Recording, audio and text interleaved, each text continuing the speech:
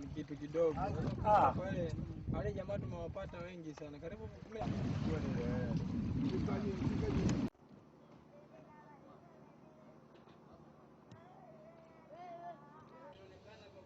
Kwa kweli uhaba wa samaki umekiri Malindi ama Kilifi. Ni uhaba mkubwa ambao kwamba kila mmoja sahihi anauzungumzia kwa kila upande.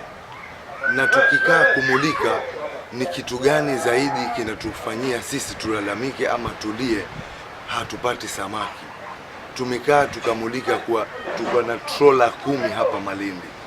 Hizo trola 10 sisi pia tunatoka na boti zetu ndogo tunaenda fishing. By the time tukiwa nje kule tunavua, hakuna kitu tunafanikiwa. Whenever we put our nets down, wao trollers wanakuja wanafagia, zinafagiliwa na zile trollers. Hatuwezi kwenda kuvua kule sasa. Bahari ametuharibia, bahari yote ametuharibia kabisa. Tena maboti yote yetu yamelala juu kule. Siku bahari imechafuka, tunasubiri ikiwa tayari tunaenda kuvua. Lakini mbali na kuchafuka bahari, hizi meli ndo zinatuchafulia bahari, si anga.